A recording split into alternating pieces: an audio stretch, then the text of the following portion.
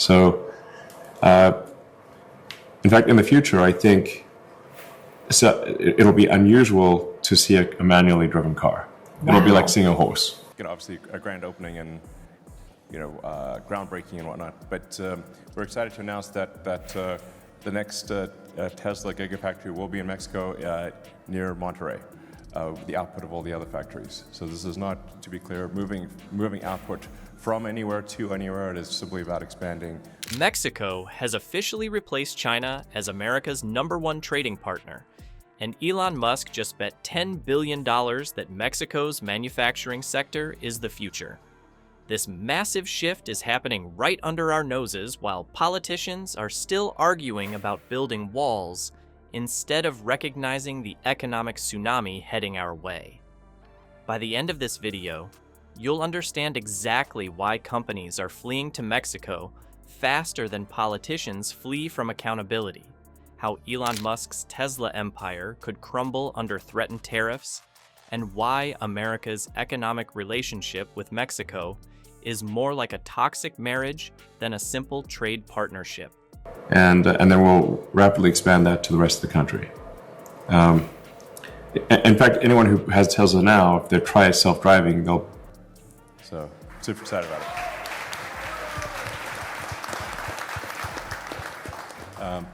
Now, I do want to emphasize we will continue to expand. Tesla's also creating a humanoid robot, Optimus, which I think everyone is going to want. Spoiler alert. In this economic divorce, Mexico might get the house, the car, and the dog. The United States of America viewed Mexico as an economic ally for a considerable amount of time, much like Batman's sidekick, despite the fact that Mexican cuisine is superior and medical treatment is inferior. When we were eating inexpensive avocados, we would be proud of the employment that our firms had created before they were shipped elsewhere, and then we would whine about immigration as we were doing it. A friendship that is characterized by its charm. In his tweets about border barriers and insults directed at Mexicans, President Trump was too preoccupied to notice the silent industrial empire that Mexico had quietly constructed, which is now essential to the economy of the United States. In addition to affordably priced t-shirts, they increased their product line. They began manufacturing a variety of luxury items, including automobiles, computers, and medical equipment, among other things. Mexico displayed a really astute performance in this game. Companies were in a good position to capitalize on the situation because they were well positioned to take advantage of the COVID supply chain concerns and China's rising costs. Hey amigos, we're right next door! As a result of their manufacturing being stuck on the opposite side of the planet, executives were in a state of panic, and Mexico could only wave at them. Notable corporations took note. Several multinational corporations, including General Motors, Ford, BMW, and Foxconn, have invested billions of dollars in Mexico's industrial industry. It is no longer acceptable for the United States of America to ignore the tremendous expenditures in manufacturing that were the driving force behind this expansion. The Mexican industrial workers who are responsible for the production of automobiles for the American market are undoubtedly laughing at Trump's intentions to erect a wall. The United States of America received $475 billion worth of Mexican exports in 2023, which may seem unbelievable to some. The economic dependence of the United States of America became greater than that of China for the very first time in the history of the world. While you are enjoying your tacos tonight, give that some time to sink in. Creating a profit is not the only thing that is at stake here. There would be an increase in the cost of practically all products that are sold in the United States if President Trump follows through on his promise to impose tariffs of 25% on imports from Mexico. The flavor of the guacamole would be restored when Trump's tariffs were implemented, despite the fact that they would quadruple the price. It is impossible to find a nation that is more unprepared to confront bullies than Mexico. Additionally, as a preventative measure against any potential eruptions in the United States, they are actively building relationships with Europe, South America, and Asia. You did an excellent job. This is a script that has been turned upside down by the underdog. Now that it has a more robust economy, Mexico is in a better position to resist the pressure that comes from the United States. When they have been serving as junior partners for a number of years, they eventually become indispensable.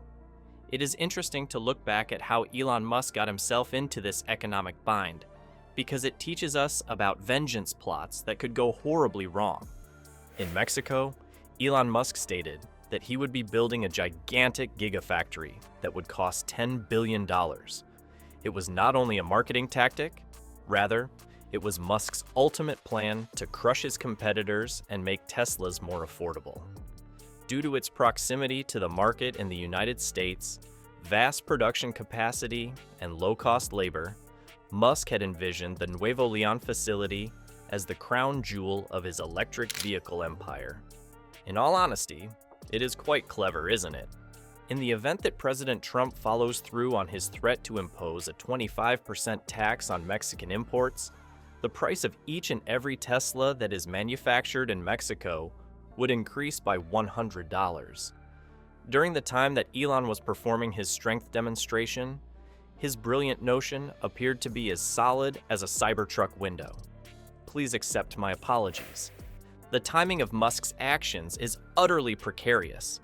The embarrassment of Cybertruck glass that cracks when objects are hurled at them, declining sales of electric vehicles, and cheaper cars from Chinese competition are all difficulties that he already has to deal with.